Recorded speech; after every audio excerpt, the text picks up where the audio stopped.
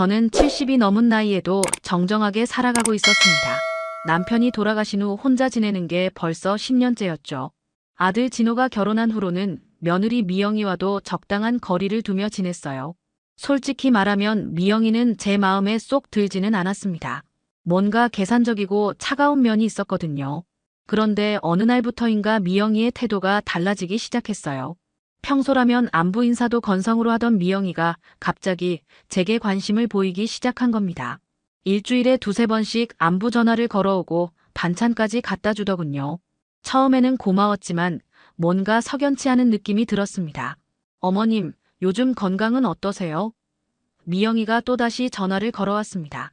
혹시 머리가 자주 아프시거나 기억력이 예전 같지 않다고 느끼실 때는 없으세요? 이상했어요. 왜 갑자기 기억력 얘기를 하는 건지 의아했습니다. 아니야, 멀쩡해. 왜 그런 걸 물어보니? 그냥요. 나이가 있으시니까 미리미리 체크해 보시는 게 좋을 것 같아서요. 제가 아는 좋은 병원이 있어요. 건강검진 한번 받아보시는 게 어떨까요? 미영이는 끈질겼습니다. 며칠 후에도 같은 얘기를 꺼냈고 심지어는 진호까지 끌어들였어요. 엄마, 미영이 말이 맞아. 건강검진은 정기적으로 받으셔야 해. 저는 내심 불쾌했지만 아들의 체면을 생각해서 거절하기 어려웠습니다. 결국 미영이가 정해준 날짜에 따라가기로 했죠. 그때는 몰랐어요. 그것이 제 인생에서 가장 끔찍한 악몽의 시작이 될 줄은. 검진 당일 미영이는 일찍부터 저를 데리러 왔어요. 어머님, 준비 다 되셨죠? 좋은 병원이에요. 시설도 좋고 의사 선생님도 유명하답니다. 미영이의 얼굴에는 묘한 미소가 걸려 있었는데 지금 생각해보면 그것이 악마의 미소였던 거죠. 미영이가 운전하는 차를 타고 1시간을 달렸습니다. 점점 시내에서 멀어지더니 산길로 접어들었어요. 창밖으로 보이는 풍경은 울창한 숲뿐이었죠. 구불구불한 산길을 오르면서 저는 점점 불안해지기 시작했습니다. 도대체 어디로 가고 있는 건지, 이런 깊은 산속에 정말 병원이 있는 건지 의문이 들었어요. 미영아, 병원이 이렇게 멀리 있어? 시내에도 좋은 병원이 많은데 굳이 여기까지 와야 하나? 저는 창밖에 점점 더 외진 풍경을 보며 걱정스럽게 물었습니다. 어머님, 여기가 정말 유명한 곳이에요. 치매 조기 검진으로 소문난 병원이거든요. 특히 노인분들 전문으로 하는 곳이라서 더 정확한 진단을 받으실 수 있어요. 미영이는 여전히 그 이상한 미소를 지으며 대답했습니다. 치매라는 말이 나올 때마다 가슴이 덜컥 내려앉았어요. 왜 자꾸 치매 얘기를 하는 건지 의심스러웠죠. 제 정신은 멀쩡한데 말이에요. 차창 밖으로 보이는 풍경이 점점 더 외진 곳으로 변해갔습니다. 사람이 사는 집도 보이지 않고 그저 끝없이 펼쳐진 산과 나무들 뿐이었어요. 휴대폰을 확인해 보니 신호도 제대로 잡히지 않았습니다.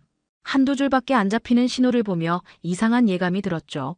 이런 곳에 정말 제대로 된 병원이 있을까 싶어 의심이 들기 시작했어요. 산길을 더 올라가니 갑자기 시야가 트이면서 큰 건물이 나타났습니다. 드디어 도착한 곳은 정말 산속 깊은 곳에 자리한 병원이었어요. 건물은 생각보다 크고 웅장했지만 뭔가 음산한 기운이 감돌았습니다.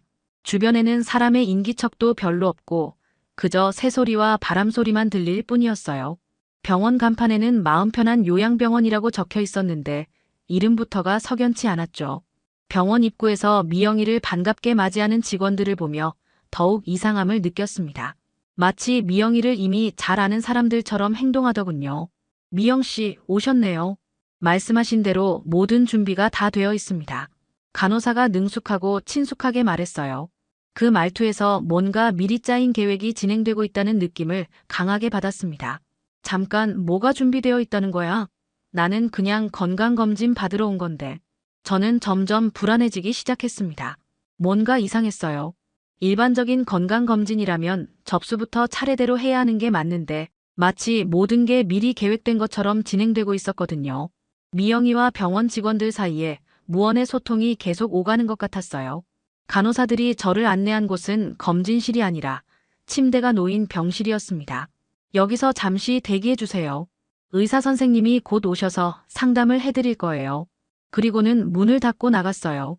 저는 뭔가 잘못되었다는 느낌에 급히 문을 열려고 했지만 문이 열리지 않았습니다. 손잡이를 아무리 돌려도 꿈쩍하지 않았어요. 밖에서 잠긴 거였죠. 문을 두드리며 소리를 지르던 저는 곧 지쳐서 주저앉았습니다. 이게 도대체 무슨 일인가 싶어 머리가 하얘졌어요. 그런데 옆 병실에서 희미한 목소리가 들려왔습니다. 거기 새로 오신 분이에요? 소리 지르지 마세요. 소용없어요. 벽 너머로 들려오는 목소리에 저는 깜짝 놀랐습니다. 거기 누구세요? 저 좀 도와주세요. 제가 간절히 부탁하자 상대방이 한숨을 쉬며 대답했어요. 저도 여기 갇힌 지 벌써 6개월째입니다. 처음에는 저도 그렇게 소리 질렀는데 아무도 들어주지 않아요. 6개월이라니. 저는 온몸에 소름이 돋았습니다. 무슨 말씀이세요? 여긴 병원 아니에요? 그러자 쓸쓸한 웃음소리가 들려왔어요. 병원은 병원이죠. 하지만 우리 같은 사람들을 가두는 곳이에요. 그분의 설명을 들으니 충격적인 진실이 드러났습니다. 이 병원에는 저처럼 가족들에게 속아서 끌려온 노인들이 여러 명 있었다는 거예요. 모두 치매 환자라는 명목으로 가족들이 버린 사람들이었습니다. 제 아들 며느리가 저를 치매에 걸렸다고 여기에 맡겼어요. 하지만 저는 멀쩡합니다. 다만 며느리가 제 통장을 관리하려고 했을 때 반대했을 뿐인데 그 말을 들으니 제 상황이 더욱 명확해졌습니다. 미영이도 같은 목적이었던 거죠. 저는 남편이 남긴 부동산과 예금이 꽤 있었거든요. 그런데 미영이가 몇 번 그 얘기를 꺼냈을 때 저는 단호히 거절했었어요. 내가 죽기 전까지는 내 돈은 내가 관리한다고 말이죠. 옆 병실 할아버지는 계속 말씀하셨습니다. 여기 있는 사람들 대부분이 비슷한 처지예요. 재산을 노린 가족들이 우리를 정신병자나 치매 환자로 몰아서 여기에 가둬둔 거죠. 법적으로는 치료를 받고 있다고 되어 있으니까 아무도 의심하지 않고요. 저는 온몸이 떨렸습니다. 그렇다면 미영이의 계획은 저를 여기 가둬두고 치매 환자로 만들어서 제 재산을 빼앗으려는 거였던 거군요. 갑자기 지난 몇 주간 미영이의 행동들이 이해되기 시작했습니다. 자꾸 치매 검사를 받아보라고 한 것도, 제 기억력을 의심스럽게 만드는 말들을 한 것도 모두 이 순간을 위한 포석이었던 거예요. 문득 복도에서 발소리가 들려왔습니다. 여러 사람이 오고 있는 것 같았어요. 제 병실 문이 열리면서 의사로 보이는 남자와 간호사, 그리고 미영이가 들어왔습니다. 어머님 놀라셨죠? 검사 결과가 나왔는데. 미영이가 거짓 걱정하는 표정을 지으며 말했어요. 의사가 차트를 보며 말했습니다. 안타깝게도 초기 치매 증상이 확실합니다. 당분간 여기서 치료받으시는 게 좋겠어요. 저는 벌떡 일어나서 소리쳤습니다. 무슨 소리예요? 저는 멀쩡해요. 언제 검사를 받았다고 그런 소리를 하는 거예요. 하지만 그들은 제 말을 전혀 들으려 하지 않았습니다. 오히려 이것도 치매 증상 중 하나입니다. 본인은 멀쩡하다고 생각하시거든요라며 서로 눈짓을 주고받았어요. 그 순간 저는 완전히 이해했습니다. 이들은 모두 한통속이었고 처음부터 저를 여기에 가두려는 계획이었던 거죠. 미영아, 내가 정말 이럴 수 있어? 내가 너희한테 뭘 잘못했다고. 저는 분노와 절망감에 울부짖었지만 미영이는 차갑게 돌아서며 말했습니다. 어머님 건강을 위한 일이에요. 여기서 좋은 치료 받으시고 빨리 나으세요. 미영이가 나간 후 저는 절망감에 빠져 있었습니다. 이런 일이 현실에서 일어날 수 있다니 믿기지 않았어요. 그런데 며칠이 지나면서 더욱 끔찍한 진실을 알게 되었습니다. 간호사들이 제게 약을 먹이려고 하는데 그 약이 진짜 치매약이나 정신병 약물이었던 거예요. 이 약 안 먹을 거예요. 제가 거부하자 간호사들은 억지로 입을 벌리게 해서 약을 넣으려 했습니다. 할머님, 치료를 위해서 꼭 드셔야 해요. 안 드시면 더 심해집니다. 하지만 저는 필사적으로 저항했어요. 그 약을 먹으면 정말 정신이 흐려질 것 같았거든요. 어느 날 밤 간호사실에서 불빛이 새어나오는 걸 보고 살며시 문틈으로 엿들었습니다. 그곳에서 충격적인 대화를 듣게 되었어요. 박 할머니는 언제까지 여기 있을 예정인가요? 간호사 중 한 명이 물었습니다. 미영 씨가 재산 정리할 때까지는 계속 있어야 한다고 했어요. 빨리 끝내려면 약을 좀 더 강하게 줘서 진짜 정신을 흐리게 만들어야 할 것 같은데요. 또 다른 간호사가 대답했습니다. 그 말을 듣는 순간 온몸에 소름이 돋았습니다. 미영이는 저를 여기 가둬두고 약물로 정신을 흐리게 만든 다음 그 틈에 제 재산을 모조리 빼돌리려고 했던 거예요. 저는 조용히 뒷걸음질 쳐서 제 병실로 돌아갔습니다. 다음 날 저는 더 큰 충격을 받았습니다. 간호사가 실수로 떨어뜨린 서류 뭉치를 보게 된 거예요. 그 서류들 사이에 미영이의 과거 이력이 적힌 문서가 있었는데 거기에는 미영이가 과거에 사기 사건으로 전과가 있다는 내용이 있었습니다. 서류를 자세히 보니 미영이는 결혼 전에 다른 노인들을 상대로 보이스피싱 사기를 벌였고 심지어 가짜 투자 상품을 팔아서 거액을 편취한 전력이 있었어요. 제가 이 사실을 알고 있다는 걸 미영이가 눈치챈 거였습니다. 몇 달 전에 우연히 미영이가 수상한 전화 통화를 하는 걸 들었을 때 저는 요즘 사기 전화가 많다더니 조심해야겠다고 말했었거든요. 그때 미영이의 얼굴이 순간 굳어지는 걸 봤었는데 지금 생각해보니 제가 미영이의 정체를 의심하고 있다고 생각했던 모양이에요. 그래서 아예 저를 없애버리기로 결심한 거였죠. 서류를 더 들여다보니 더욱 끔찍한 내용들이 나왔습니다. 미영이는 저를 망상증 환자로 진단받게 하려고 했던 거예요. 과거 사기 전력을 아는 저를 헛소리하는 노인으로 만들어서 아무도 믿지 않게 하려던 계획이었습니다. 그래, 그런 거였구나. 저는 이를 갈았습니다. 미영이는 처음부터 저를 죽일 생각까지도 했던 거예요. 약물로 정신을 흐리게 만들어서 폐인으로 만든 다음 재산을 모두 빼앗고 나서는 저를 여기서 죽게 내버려둘 작정이었던 거죠. 옆 병실 할아버지에게 이 사실을 알려드리니 그분도 비슷한 경험이 있다고 하셨어요. 제 며느리도 마찬가지였어요. 제가 며느리의 바람기를 알고 있다는 걸 눈치채고는 저를 여기 가둔 거였습니다. 저는 분노로 온몸이 떨렸습니다. 이런 악독한 일을 저지르고도 태연히 치료니 뭐니 하면서 거짓말을 하다니. 미영이뿐만 아니라 이 병원 직원들도 모두 공범이었던 거예요. 얼마나 많은 무고한 노인들이 이런 식으로 고통받고 있을까 생각하니 가슴이 찢어질 것 같았습니다.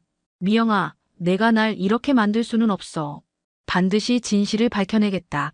저는 마음속으로 다짐했습니다. 어떻게든 여기서 벗어나서 미영이의 악행을 세상에 알려야겠다고 말이죠. 하지만 여기서 나갈 방법을 찾는 것부터가 문제였습니다. 사방이 막혀 있고 직원들은 모두 적이었으니까요. 그래도 포기할 수는 없었습니다. 저는 기회를 노리며 탈출할 방법을 찾기 시작했어요. 며칠간 저는 병원의 일과와 직원들의 움직임을 주의 깊게 관찰했습니다. 아침 8시에 아침약을 주고 오후 2시에 점심약, 저녁 8시에 수면제를 주는 게 일과였어요. 그런데 점심시간 무렵에는 직원들이 모두 식당으로 가서 1시간 정도 자리를 비우는 시간이 있다는 걸 알아냈습니다. 옆 병실 할아버지께 이 사실을 알려드리니 그분도 희망의 빛을 보이셨어요. 그 시간을 노려서 나가봅시다. 하지만 문은 어떻게 열죠? 제가 며칠간 관찰한 바로는 간호사들이 카드키를 사용해서 문을 여닫았습니다. 그 카드키만 있으면 문을 열 수 있을 거예요. 기회는 일주일 후에 왔습니다. 새로운 간호사가 제게 약을 주러 왔는데 급하게 다른 곳으로 호출을 받아서 나가면서 카드키를 침대 위에 떨어뜨리고 간 거예요. 저는 재빠르게 그 카드키를 집어들었습니다. 심장이 터질 듯이 뛰었지만 이런 기회는 다시 오지 않을 거라는 생각에 용기를 냈어요. 점심시간이 되자 복도가 조용해졌습니다. 저는 조심스럽게 카드키로 문을 열고 나왔어요. 옆 병실의 할아버지도 함께 나오셨죠. 빨리 가요. 계단으로 내려가서 비상구로 나가야 해요. 할아버지가 속삭이셨습니다. 우리는 조용히 복도를 따라 걸었습니다. 다행히 아무도 없었어요. 하지만 1층으로 내려가는 도중에 간호사 한 명과 마주쳤습니다. 할머님들 어디 가세요? 간호사가 의아해하며 다가왔어요. 저는 순간적으로 기지를 발휘했습니다. 화장실 좀 가려고요. 위층 화장실이 고장났다고 해서. 그러자 간호사가 그러시구나. 빨리 다녀오세요라며 별 의심 없이 지나갔어요. 저희는 안도의 한숨을 쉬며 계속 내려갔습니다. 1층에 도착해서 비상구를 찾았지만 거기도 카드키가 필요했습니다. 다행히 제가 가져온 카드키로 문이 열렸어요. 바깥 공기를 마시는 순간 정말 살아났다는 기분이 들었습니다. 하지만 여기는 여전히 산속이었고 어떻게 내려가야 할지 막막했어요. 할아버지는 저는 나이가 많아서 더 이상 못 가겠어요. 할머니라도 빨리 도망가세요라고 하셨지만 저는 그분을 두고 갈 수 없었습니다. 같이 가요. 포기하면 안 돼요. 우리는 산길을 따라 내려가기 시작했습니다. 길이 험하고 가파라서 넘어질 뻔한 적도 여러 번 있었어요. 하지만 자유에 대한 간절함이 저희를 지탱해 주었습니다. 한참을 헤매다가 다행히 등산객들을 만났어요. 할머니, 할아버지, 여기서 뭐 하세요? 길을 잃으셨나요? 젊은 등산객이 걱정스럽게 물어왔습니다. 저는 눈물을 흘리며 모든 상황을 설명했어요. 제발 경찰서에 신고해 주세요. 저희가 억울하게 갇혀 있었어요. 등산객은 믿기 어렵다는 표정이었지만 저희의 절박한 모습을 보고 경찰에 신고해 주었습니다. 구급차와 경찰차가 도착해서 저희는 안전한 곳으로 옮겨졌어요. 그때서야 정말 살았다는 기분이 들었습니다. 경찰서에서 저는 모든 진실을 털어놓았습니다. 미영이의 계획, 병원의 실체, 다른 노인들의 상황까지 상세히 설명했어요. 하지만 경찰들은 반신반의하는 눈치였습니다. 경찰 조사가 시작되자 미영이는 완전히 다른 모습을 보였습니다. 어머님이 최근 들어 기억력이 많이 나빠지셨어요. 자꾸 이상한 소리를 하시고 피해망상도 심해지셔서 어쩔 수 없이 전문병원에 모신 거였는데 미영이는 눈물까지 흘리며 연기를 했어요. 마치 진짜로 걱정되는 며느리인 것처럼 말이죠. 그 모습을 보니 속이 뒤틀렸습니다. 어떻게 사람이 저렇게 뻔뻔할 수 있을까요? 더 놀라운 건 미영이가 미리 준비해둔 증거들이었습니다. 동네 병원에서 받은 가짜 진단서에는 초기 치매 및 망상 증세라고 적혀 있었어요. 심지어 제가 평소에 했다는 이상한 말들까지 기록해둔 일기장도 있었습니다. 어머님이 자꾸 누군가 자신을 해치려 한다고 하시고 없는 일을 있었다고 주장하세요. 며느리인 제가 자신의 돈을 빼앗으려 한다는 망상까지 하십니다. 일기장을 보는 순간 소름이 돋았어요. 제가 한 번도 말한 적 없는 내용들이 빼곡히 적혀 있었거든요. 미영이는 정말 치밀하게 계획을 세운 거였습니다. 몇 달 전부터 저를 치매 환자로 만들기 위한 포석을 깔아둔 거였어요. 동네 사람들에게도 미리 시어머니가 치매 기미가 있다고 소문을 퍼뜨려둔 상태였습니다. 박할머니가 요즘 정신이 좀 이상하다던데 며느리가 참 고생이 많겠어. 이런 소문들이 벌써 동네에 돌고 있었던 거죠. 심지어 슈퍼 아주머니까지 박할머니 요즘 같은 말을 반복하신다던데라며 걱정하는 척했어요. 미영이는 제가 자주 가는 미용실 사장님에게도 거짓말을 해둔 상태였습니다. 어머님이 요즘 기억력이 많이 나빠지셔서 걱정이에요. 같은 이야기를 몇 번씩 반복하시고 이런 식으로 미리 제 평판을 깎아놓은 거였어요. 그래서 경찰이 동네 사람들에게 증언을 들을 때도 박할머니가 정신이 좀 이상해 보였다는 말들이 나왔던 거죠. 법정에서는 더욱 치밀한 공방이 벌어졌습니다. 미영이 측 변호사는 제가 제출한 증거들을 모두 치매 환자의 망상이라고 주장했어요. 피고인의 시어머니는 현재 중등도 치매 진단을 받은 상태로 현실과 환상을 구분하지 못하는 상황입니다. 며느리를 가해자로 지목하는 것도 전형적인 피해망상 증세의 하나입니다. 변호사는 계속해서 저를 정신질환자로 몰아갔어요.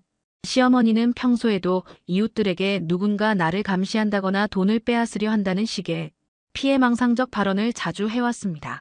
또한 존재하지 않는 사람과 대화를 나누거나 죽은 남편이 나타났다고 주장하기도 했습니다. 이런 거짓 증언들이 법정에서 마치 사실인 것처럼 받아들여지고 있었어요. 저는 분노로 떨렸지만 침착함을 잃지 않으려고 노력했습니다. 제가 미리 준비한 것도 있었거든요. 병원에서 만난 다른 피해자들과 연락을 취해서 그들의 증언을 확보해둔 거예요. 재판장님, 이 병원에는 저처럼 억울하게 갇힌 노인들이 많습니다. 모두 가족들의 재산 탈취 목적으로 감금당한 거예요. 김할아버지도 법정에 증인으로 나와주셨어요. 저도 며느리한테 똑같이 당했습니다. 제 통장을 관리하겠다고 하니까 거절했더니 갑자기 치매 검사를 받아보라고 하더니 그 병원에 가둬버렸어요.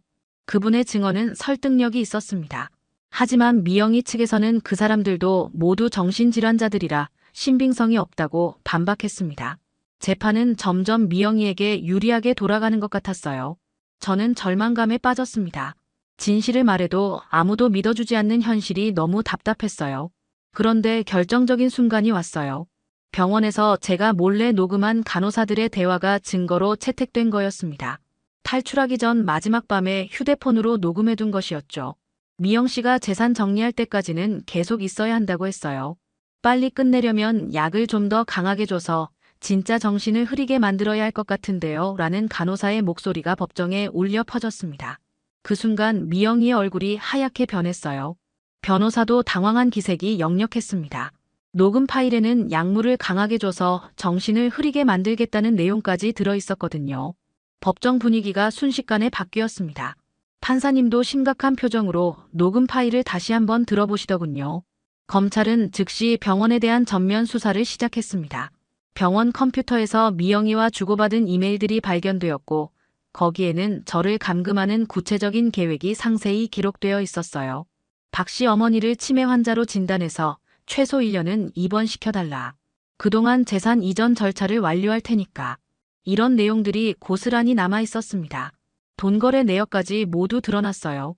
미영이가 병원 원장에게 1천만 원을 입금한 기록, 가짜 진단서를 만들어 달라고 부탁한 메시지들, 심지어는 저를 영구적으로 정신병자로 만들 계획까지 적혀 있었습니다. 노인 치매약을 계속 투여하면 정말 치매가 올 수도 있다고 하니 그렇게 하면 더 확실할 것 같다는 끔찍한 내용도 있었어요. 검찰이 병원을 압수수색하면서 더 많은 증거들이 나왔습니다. 다른 피해자들의 사례도 줄줄이 발견되었어요. 모두 재산을 노린 가족들이 노인들을 정신병자로 만들어서 가둬둔 사건들이었습니다. 병원 원장과 직원들은 이런 일을 수십 건이나 저질러왔던 거예요. 특히 충격적이었던 건 미영이의 과거 전과 기록이 정식으로 확인된 것이었습니다. 결혼 전에 보이스피싱 조직에 가담해서 노인들을 속여 수억 원을 편취했던 전력이 드러났어요. 가짜 투자 상품을 만들어서 독거노인들의 평생 모은 돈을 빼앗은 악질 사기범이었던 거죠. 이 여자는 처음부터 우리 어머니 재산을 노리고 접근한 거였어요. 아들 진호가 충격에 빠져 법정에서 외쳤습니다. 그제야 진호도 미영이의 진짜 정체를 알게 된 거예요. 제가 바보였습니다. 어머니 말씀을 믿지 않고 미영이 편을 들었던 제가. 미영이는 더 이상 변명할 수 없게 되었어요. 모든 증거가 명백했거든요. 재산 횡령 미수, 사기, 불법 감금, 약물 투여를 통한 상해 등 여러 혐의가 확정되었습니다. 병원 원장과 간호사들도 모두 공범으로 처벌받게 되었어요. 판사님이 최종 판결을 내리는 순간 저는 마침내 정의가 승리했다는 안도감을 느꼈습니다. 피고인 미영은 징역 10년을 선고한다. 병원 관계자들도 각각 징역 5년에서 8년을 선고한다. 그 순간 법정에서는 박수가 터져 나왔어요. 미영이는 수갑이 채워진 채로 끌려나가면서도 저를 원망하는 눈빛을 보냈습니다. 하지만 저는 더 이상 무섭지 않았어요. 진실이 밝혀졌으니까요. 돈과 욕심으로 날 가둔 내가 이제는 감옥에서 평생 썩어라. 저는 미영이에게 마지막으로 외쳤습니다. 미영이가 감옥으로 끌려간 후 저는 완전히 새로운 인생을 시작했습니다. 그동안 미영이가 빼돌리려 했던 재산들이 모두 되돌아왔어요. 부동산은 물론이고 미영이가 이미 자신 명의로 바꿔놓으려던 예금 계좌들까지 모두 원상회복되었습니다. 법원에서 미영이에게 손해배상까지 명령했거든요. 하지만 저에게 가장 소중한 건 돈이 아니었어요. 그 끔찍한 병원에서 함께 고생했던 다른 할아버지, 할머니들을 도와드리는 것이었습니다.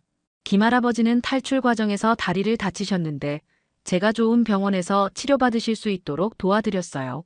할머니 덕분에 제가 살았습니다. 평생 은혜를 잊지 않겠어요. 이 할아버지뿐만 아니라 그 악독한 병원에 갇혀있던 다른 노인분들도 모두 구해내는데 성공했습니다.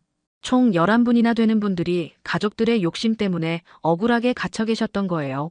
저는 제 재산을 활용해서 이분들이 제대로 된 치료를 받고 편안한 노후를 보낼 수 있도록 작은 요양원을 만들었습니다.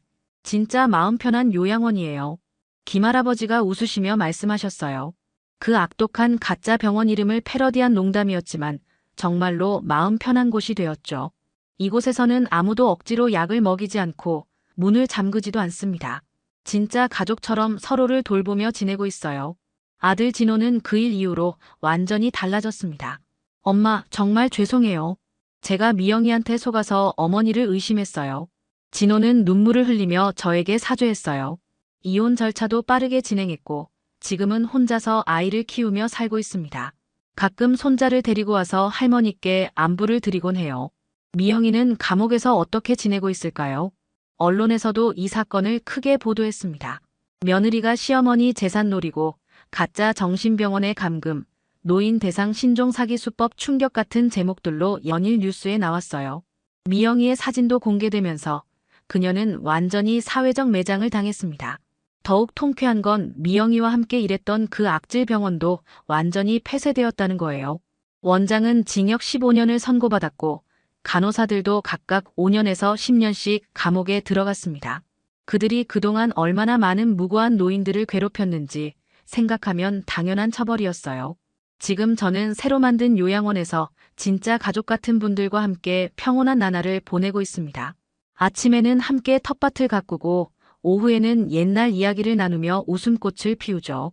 이런 평범하지만 소중한 일상이 얼마나 귀한 건지 새삼 깨닫게 되었어요. 가끔 뉴스에서 미영이가 감옥에서 다른 죄수들에게 따돌림 당하고 있다는 소식이 들려와요. 노인을 괴롭힌 죄로 감옥에서도 미움받고 있다는 거죠. 저는 그 소식을 들어도 동정심이 전혀 들지 않았습니다. 오히려 자업자득이구나라는 생각만 들었어요. 천벌이란 하늘에서 갑자기 떨어지는 게 아니더군요. 결국 사람의 욕심이 스스로 무덤을 파는 법이었습니다. 미영이는 저를 망가뜨리려다가 자신이 완전히 망가져 버렸어요. 그리고 저는 그 시련을 통해 진짜 소중한 것이 무엇인지 깨달았습니다. 돈보다는 서로를 아끼는 마음, 그것이야말로 진짜 재산이라는 걸 말이죠.